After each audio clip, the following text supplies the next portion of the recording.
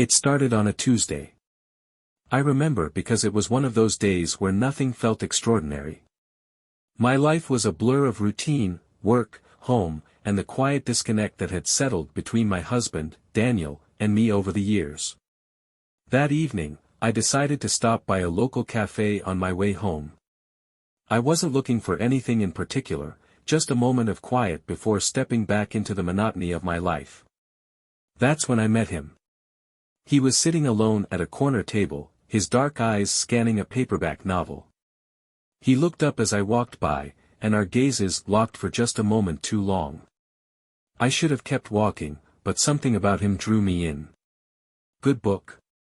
I asked, surprising even myself. He smiled, closing the novel. "It is, but I think the company just got better." His name was Alex. He had an easy charm, the kind that made you feel like you were the only person in the room. We started talking, and before I knew it, an hour had passed. I told him about my job, my love of books, and even a few details about my life with Daniel, though I left out the parts about the distance growing between us. As I stood to leave, Alex reached out, brushing my hand with his. "It was nice meeting you, Caroline," he said, his voice low. "I hope we run into each other again." I smiled, feeling a strange mix of excitement and guilt as I walked away. The next day, I found myself thinking about Alex. It was ridiculous, an hour-long conversation with a stranger shouldn't have lingered in my mind. But it did. When I stopped by the cafe again a few days later, he was there, as if waiting for me. "Caroline," he said, his smile widening. "What are the odds?" I laughed, though something about his confidence unsettled me. We chatted again, and this time, he asked for my number. I hesitated but eventually gave it to him, convincing myself it was harmless. The messages started the next morning. They were casual at first, questions about my day, comments about books we discussed, but they quickly became more personal. It wasn't long before our conversations took on a flirtatious tone. Alex was attentive in a way Daniel hadn't been in years, and I found myself drawn to his charm despite my better judgment. One evening, after a particularly heated argument with Daniel about his long work hours, I found myself responding to one of Alex's messages with more enthusiasm than usual. "Want to meet up?" he asked. I knew it was a bad idea, but in that moment, I didn't care. I needed to feel something, anything, beyond the numbness that had crept into my life. We met at a bar downtown, and from the moment I saw him, it felt like the world faded away. The evening was a blur of laughter, stolen glances, and a connection that felt intoxicatingly real. But as the night ended and I returned home to Daniel, the weight of what I'd done hit me like a freight train. I told myself it was a mistake, a moment of weakness that wouldn't happen again. But Alex had other ideas. He started messaging me more frequently, his tone shifting from playful to insistent. "When can I see you again?" he asked. I tried to distance myself, responding less often and avoiding the cafe where we'd met. But no matter how much space I tried to create, Alex seemed to find ways to insert himself back into my life. One evening, as I walked to my car after work, I spotted him across the street. He didn't approach, but the sight of him watching me sent a chill down my spine. The more I tried to pull away, the more persistent Alex became. His messages became cryptic, laced with veiled references to places I'd been or things I'd done. "Nice dress today," he texted one afternoon, even though I hadn't seen him. Panic began to set in. Was he following me? How did he know these things? I deleted his number and blocked him, but the fear lingered. Every time my phone buzzed, my heart raced. Every time I saw a shadow out of the corner of my eye, I wondered if it was him. As Alex's presence loomed larger in my life, my relationship with Daniel grew even more strained. The guilt of what I'd done, combined with the fear of Alex's persistence, became unbearable. I wanted to tell Daniel the truth, but the words felt impossible to say. How could I admit to betraying him? How could I explain the mess I'd created? Late one night, as I lay awake beside him, I whispered, "I'm sorry." He stirred but didn't wake, and I was left alone with my thoughts, wondering how long I could keep the truth hidden. The next time I saw Alex, it wasn't by choice. He showed up outside my office, leaning casually against the building as if he belonged there. "We need to talk," he said, his voice low. "There's nothing to talk about," I replied, my voice trembling. "This needs to stop." His expression darkened. "You don't get to decide when this ends, Caroline." The fear I'd been suppressing boiled over, and I realized I was in way over my head. As I drove home that evening, my hands shook on the steering wheel. I knew I couldn't keep this from Daniel any longer, but the thought of confessing made my stomach churn. When I walked through the door, Daniel looked up from the couch, his brow furrowed. "You okay?" he asked. "I need to tell you something," I said, my voice barely above a whisper. His expression shifted to concern, and I felt the weight of my choices pressing down on me. The words felt like they were stuck in my throat, choking me as I stood in front of Daniel that evening. He was sitting on the couch, his face painted with concern, and I knew the moment I spoke, everything would change. "I need to tell you something," I repeated, my voice trembling. Daniel set down his book and leaned forward, his brow furrowing. "Caroline, what's going on?" I sat down across from him, my hands twisting in my lap. I made a mistake," I began. "A big one." His eyes narrowed slightly, confusion giving way to a guarded tension. "What kind of mistake?" I hesitated, the weight of my confession crushing me. "I met someone. A man. It was nothing serious, but it shouldn't have happened." For a moment, Daniel didn't say anything. The silence between us was deafening, stretching out like a chasm I couldn't cross. Then, he leaned back, his jaw tightening. "Are you saying what I think you're saying?" he asked, his voice low and strained. "Yes," I whispered, tears brimming in my eyes. He stood abruptly, pacing the room as he ran a hand through his hair. "How long?" he demanded. "It wasn't like that," I said quickly. "It only happened once." I ended it as soon as I realized what I'd done. Daniel stopped pacing, his gaze piercing. "And now you're telling me because—" I hesitated. "Because I think he's following me," I admitted, my voice barely audible. His expression shifted, anger mingling with disbelief. "Following you? What does that even mean?" I explained as much as I could, how I'd met Alex, the messages, and his increasingly persistent behavior. By the time I finished, Daniel's face was pale, his hands clenched into fists. The days that followed were a blur of tension and uncertainty. Daniel didn't leave, but the distance between us felt insurmountable. Conversations were brief and strained, and every time I tried to apologize, he would shake his head and walk away. Meanwhile, Alex's presence loomed like a shadow over my life. I started noticing little things, a car parked down the street for hours, a figure in the distance that seemed too familiar.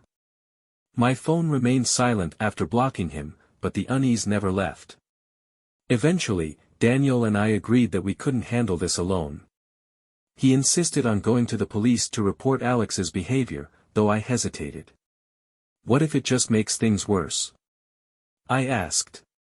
"What's worse than this?" he shot back, his voice edged with frustration. In the end, we filed a report, though the lack of concrete evidence left the police with little they could do. "We'll keep an eye out," the officer said, handing me a card with his contact information. It wasn't much, but it was something. In the midst of everything, Daniel and I began seeing a therapist. The sessions were uncomfortable at first, filled with raw emotion and painful truths. "I don't know how to trust her again," Daniel admitted during one session, his voice breaking. "I don't expect you to right away," I said, tears streaming down my face. "But I'll do whatever it takes to make this right." Our therapist, Dr. Carter, helped us navigate the mess I'd created. She encouraged us to communicate openly, even when it hurt, and to focus on the steps we could take to rebuild. It's not about erasing the past, she said. It's about learning from it and deciding how you want to move forward. The turning point came one evening when Alex showed up at my office. I'd stayed late to finish a project, and as I stepped outside, I saw him leaning against the building, his arms crossed. "You've been avoiding me," he said, his tone accusatory. "This has to stop," I said firmly, my heart pounding. "Whatever this is, it's over." Alex stepped closer, his eyes narrowing. "You don't get to just walk away, Caroline."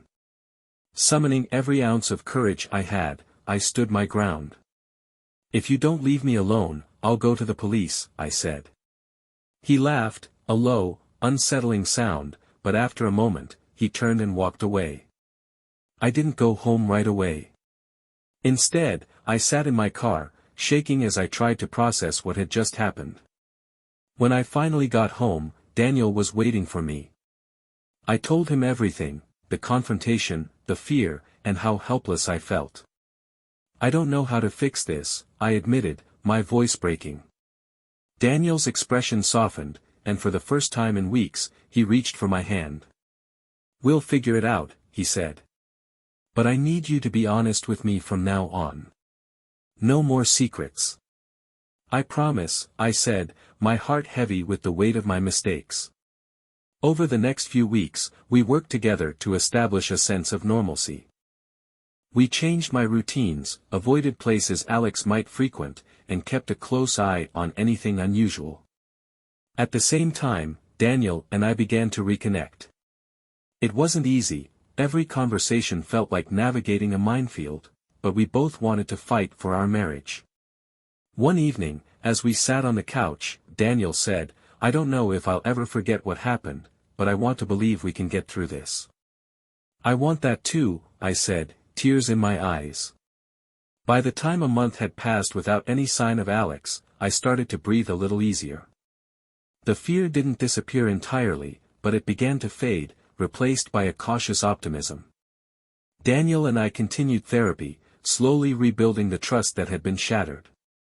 We weren't the same as we'd been before, but in some ways, that was a good thing. "I think we're stronger now," Daniel said one evening as we prepared dinner together. "Me too," I agreed. "But we still have work to do." "Always," he said, smiling faintly. The days felt lighter now, though the weight of my actions was never far from my mind. Daniel and I were learning to coexist in this fragile new version of our marriage. It wasn't perfect, but it was progress. The fear of Alex lingered, though his presence in my life had seemingly disappeared.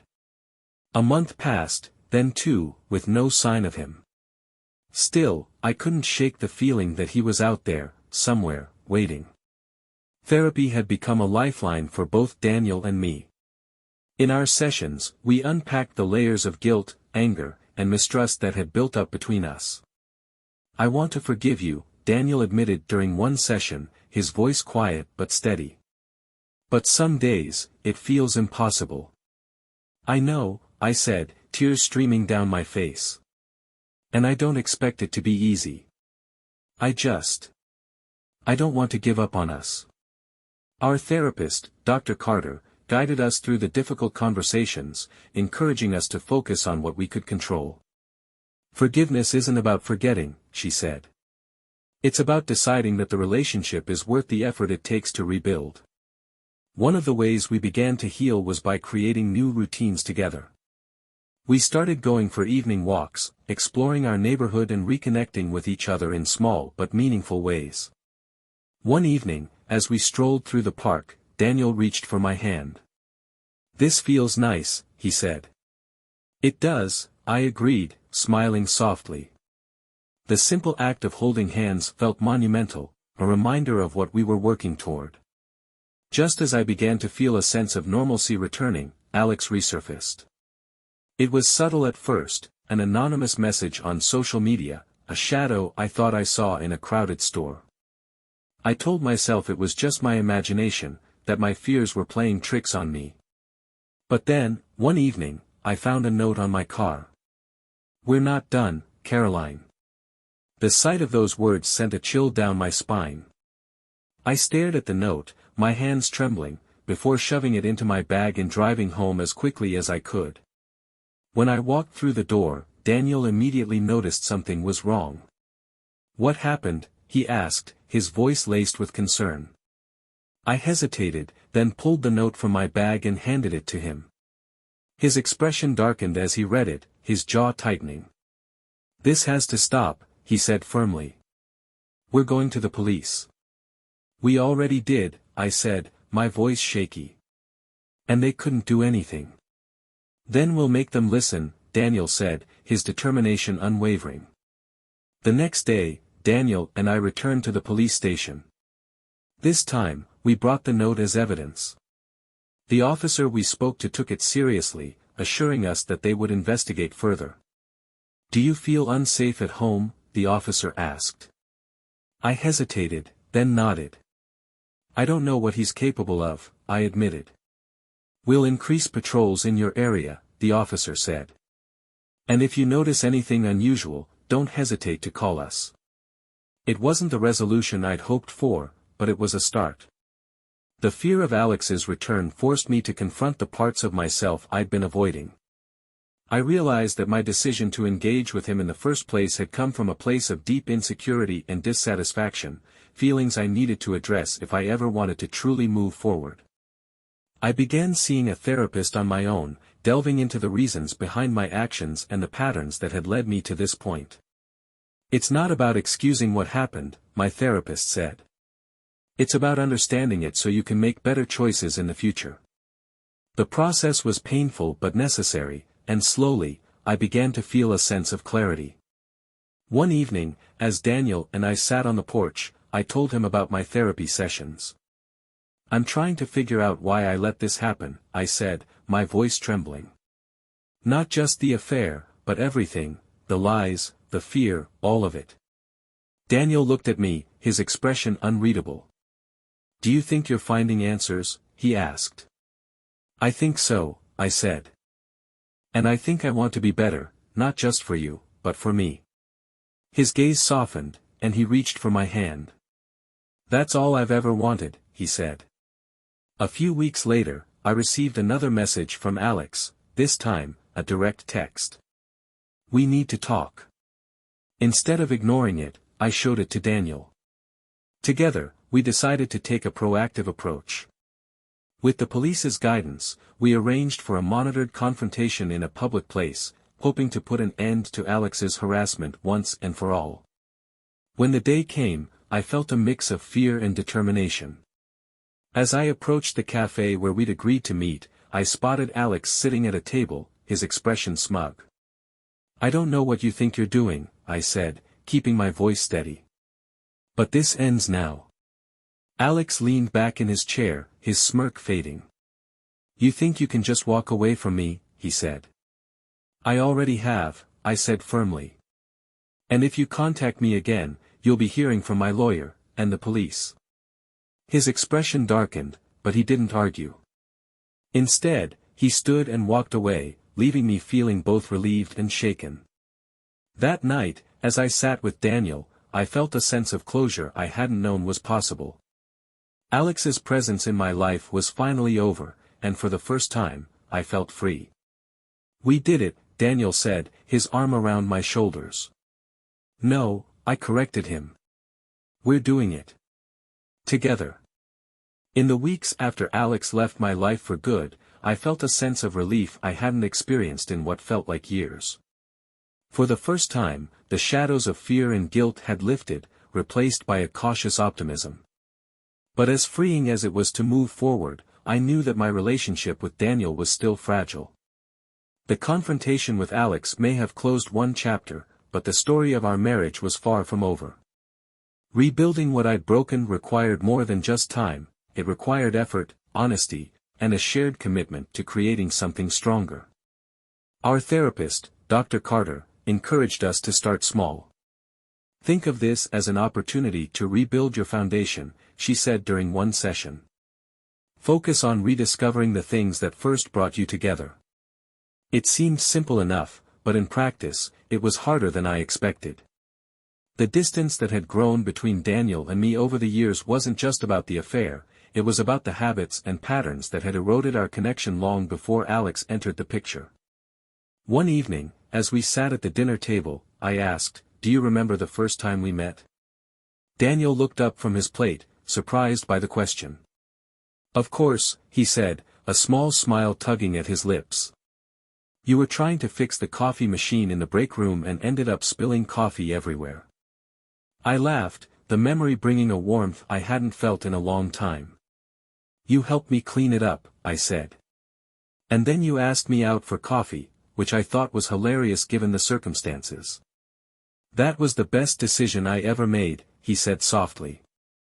The moment felt like a spark, a reminder of the connection we'd once shared and the potential to find it again. One of the ways we began to reconnect was by creating new traditions together. Every Friday evening, we would cook dinner as a team, choosing recipes, shopping for ingredients, and experimenting in the kitchen. It was messy and often chaotic, but it was also fun in a way that felt refreshingly simple. One night, as we attempted to make homemade pasta, Daniel accidentally dropped a handful of flour on my head. "Oh, you're going to regret that," I said, laughing as I grabbed a handful of flour and threw it at him. By the time we finished cleaning up, we were both covered in flour, but the laughter that filled the kitchen felt like a victory. Rebuilding trust was the hardest part of our journey. Daniel had forgiven me in theory, but the scars of my betrayal lingered, and I knew that regaining his trust would take time. "I want to believe you," he said one evening as we sat on the porch.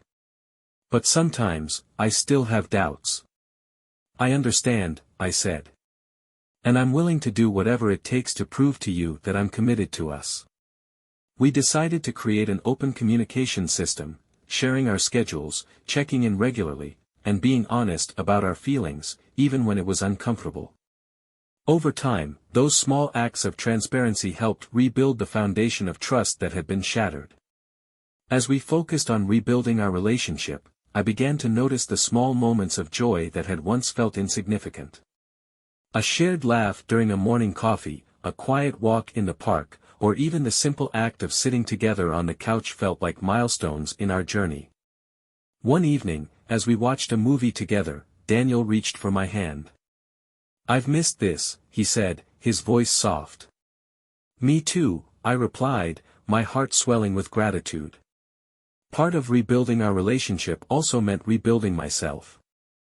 I continued therapy on my own, working through the insecurities and patterns that had led me to make the choices I'd made. "It's not about blaming yourself," my therapist said. "It's about understanding yourself and using that understanding to grow." Through that process, I rediscovered parts of myself I'd neglected for years, my love of painting, my passion for writing, and my ability to find strength in vulnerability. As Daniel and I grew closer, we began to talk about what we wanted for our future. "Do you think we'll ever feel normal again?" I asked one evening as we sat on the porch, watching the sunset. "I don't know if normal is the right word," Daniel said. "But I think we can create something even better, something that's uniquely ours." His words filled me with hope, and together, we began to dream about the possibilities ahead. On the anniversary of my confession, Daniel surprised me with a handwritten letter. "Caroline, this past year has been the hardest of my life, but it's also shown me the strength of what we can endure together. Thank you for your honesty, your commitment, and your willingness to fight for us. I know we're not perfect, but I also know that what we have is worth fighting for. Here's to the next chapter, together." His words brought tears to my eyes, and I realized how far we'd come, not just as a couple, but as individuals who had chosen to grow together. Rebuilding our relationship wasn't about returning to what we once had. It was about creating something new, something stronger, more honest, and more intentional. Daniel and I weren't the same people we'd been before, but in many ways, that was a good thing. We'd learned to navigate challenges, communicate openly, and prioritize what truly mattered. As we looked toward the future, I felt a sense of hope and gratitude, for the love we'd rediscovered, the strength we'd built, and the life we were creating together. The turning point in our journey came not when we confronted the pain of the past, but when we began to dream again, together. Rebuilding a relationship isn't about erasing the scars, it's about embracing them as part of your story and using them as a foundation for something better. Daniel and I had reached a place where we could finally talk about the future without the shadow of what had happened looming over us. We weren't perfect, but we were present, and that made all the difference. One of the ways we sustained our progress was by creating habits that reinforced our connection. Every morning, we made it a point to have breakfast together, even if it was just a quick cup of coffee. It was a small ritual, but it set the tone for the day, reminding us to check in with each other and to start each day as partners. On Sunday evenings, we continued our check-in tradition, talking openly about what had gone well during the week and what we could improve. These conversations weren't always easy, but they helped us stay accountable to each other. Daniel and I also made an effort to prioritize fun. The weight of rebuilding our relationship had been heavy, and we needed moments of lightness to remind us why we were doing this in the first place. One weekend, we decided to take a spontaneous trip to the coast. We packed a picnic, drove to the beach, and spent the day walking along the shoreline, collecting seashells like we were kids again. As the sun set, Daniel turned to me and said, "This is what I want more of, just us, enjoying the moment." His words stayed with me, a reminder that love is as much about the quiet, joyful moments as it is about the hard work of growth. Part of our healing journey involved rediscovering who we were as individuals. For me, that meant continuing therapy, exploring my love of painting, and reconnecting with old friends I'd lost touch with. For Daniel, it meant pursuing his passion for photography, a hobby he'd neglected during the busyness of work and life. One evening, he showed me a series of photos he'd taken during a hike. The images were breathtaking, sunlight filtering through trees, the intricate patterns of leaves, and the soft blur of a stream in motion. "These are beautiful," I said, genuinely moved. "Thanks," he said, smiling. "It feels good to create something again." Seeing him light up reminded me of the importance of nurturing our own passions alongside our relationship. Despite the progress we'd made, there were still moments when insecurities crept in. Sometimes, Daniel would grow quiet after a long day, and I'd worry he was pulling away. Other times, I'd catch myself doubting whether I deserved the second chance he'd given me. During one particularly vulnerable moment, I admitted, "Sometimes I feel like I'm still waiting for the other shoe to drop." Daniel took my hand, his expression serious. "Caroline, we've been through the worst of it. And we're still here. That has to mean something." His words didn't erase my doubts, but they reminded me that we were in this together. As we continued to grow, we began to talk about a shared dream, buying a home. "We've spent so much time rebuilding ourselves," Daniel said one evening. "I think it's time we start building something tangible." The idea of buying a home felt symbolic, a physical representation of the work we'd put into our relationship and the future we were creating. We started researching neighborhoods, touring houses, and imagining what our dream home would look like. The process brought us closer, giving us a shared goal to work toward. To honor our progress, Daniel and I started celebrating milestones, big and small. On the anniversary of our first therapy session, we recreated the dinner we'd made together that night, homemade pizza with a slightly overcooked crust but plenty of laughter. On my birthday, Daniel surprised me with a painting set, encouraging me to keep pursuing my passion. "These are the things that matter," he said. "The little moments we create together." Life, of course, didn't stop presenting challenges. Work deadlines, family obligations, and the occasional argument tested our patience and our commitment.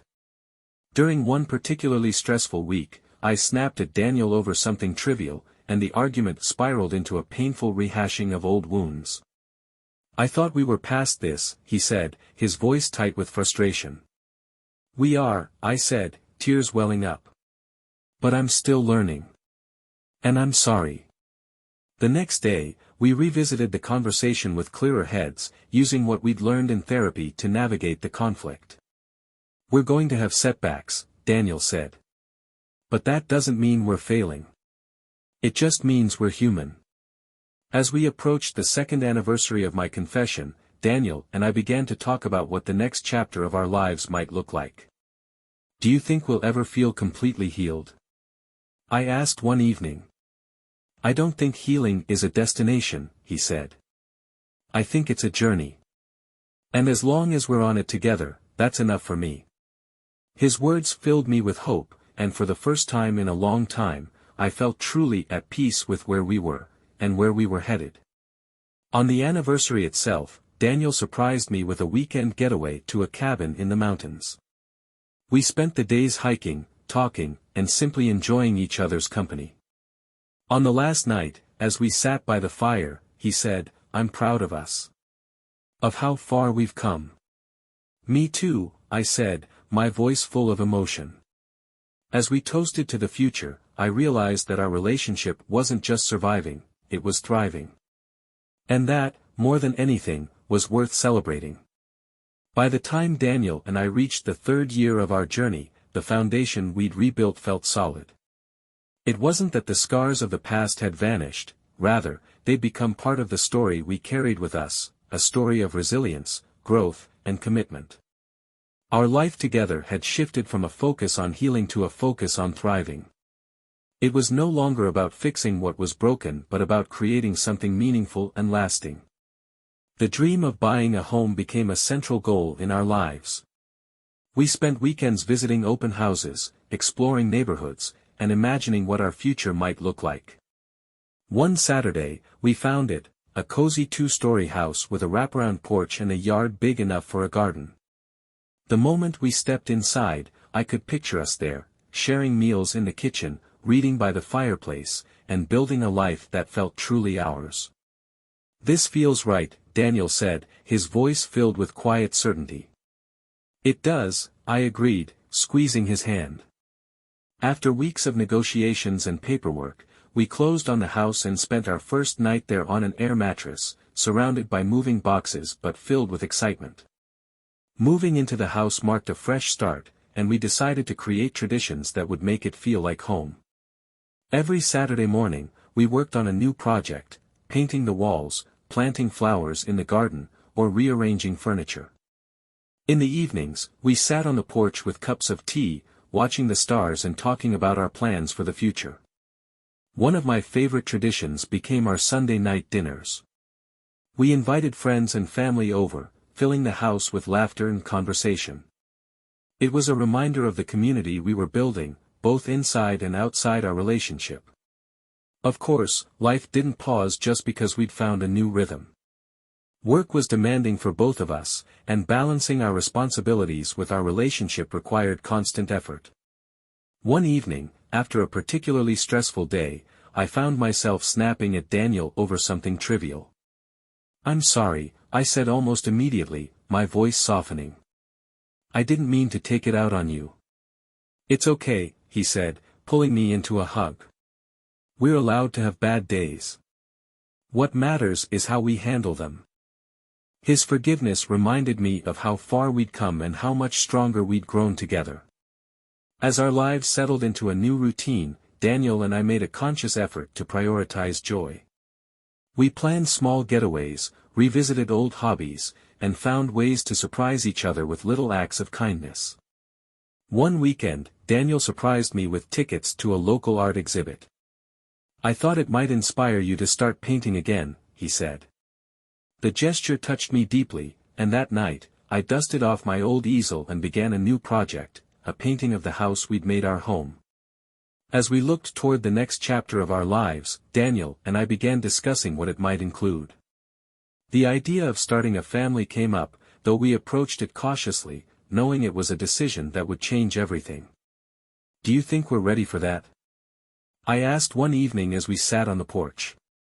"I don't know if anyone's ever truly ready," Daniel said. "But I do know that whatever we face, we'll face it together." His words filled me with a mix of excitement and nervousness, but mostly, they filled me with hope. Life, as always, had its way of testing us. A few months after moving into the house, Daniel's company announced layoffs, and his position was eliminated. The news hit him hard, and for a while, he struggled to find his footing. But instead of letting the setback divide us, we leaned on each other for support. "We'll get through this," I told him, wrapping my arms around him one evening as he sat in the kitchen, staring at his resume. "Thank you for believing in me," he said, his voice heavy with emotion. Over the next few weeks, Daniel threw himself into job applications and networking, eventually landing a position that reignited his passion for his work. The experience reminded us of the strength we had as a team, capable of weathering even the toughest storms. On our anniversary, Daniel and I decided to take a trip to the mountains, a quiet retreat to celebrate how far we'd come. One evening, as we sat by a crackling fire, Daniel turned to me and said, "Do you remember where we were 3 years ago?" I nodded, the memories of that painful time still vivid but no longer overwhelming. "I do," I said. "And I'm so grateful for where we are now." "So am I," he said, taking my hand. "Thank you for not giving up on us." "Thank you for fighting for us," I replied, tears brimming in my eyes. As we drove home from the trip, I felt a sense of peace and anticipation. Our journey wasn't over, but I knew we were ready for whatever came next. Daniel and I had learned to navigate life's challenges together, to find joy in the small moments, and to dream about a future filled with possibility. We weren't perfect, but we were committed, to each other, to our growth, and to the life we were building. And that, more than anything, felt like success. The house became more than just a place to live, it became a canvas for the life Daniel and I were painting together. Every room, every corner held a story, a memory of the work we'd done to rebuild not only the physical space but the emotional one that bound us. As we settled into this new chapter, the focus shifted from repairing the past to embracing the possibilities of the future.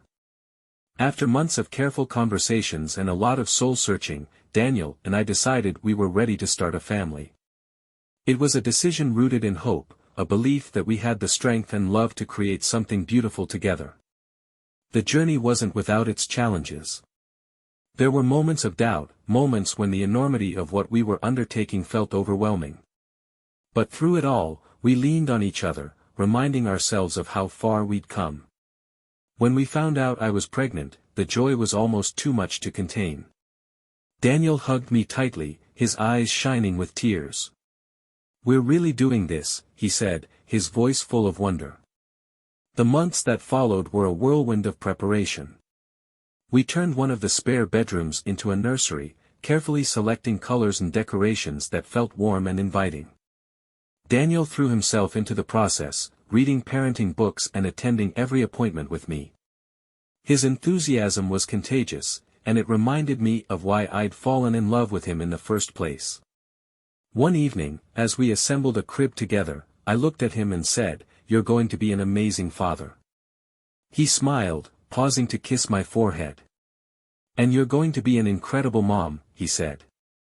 The day our child was born was a blur of emotions, nervousness, excitement, and a love so profound it felt like it filled every corner of the room. As Daniel held our baby for the first time, his expression was a mix of awe and tenderness. "We made this," he said, his voice trembling. Watching him with our child, I felt a sense of gratitude that was almost overwhelming. Despite everything we'd been through, we'd arrived at this moment together. Parenthood brought its own set of challenges, but it also brought joy in ways we hadn't anticipated.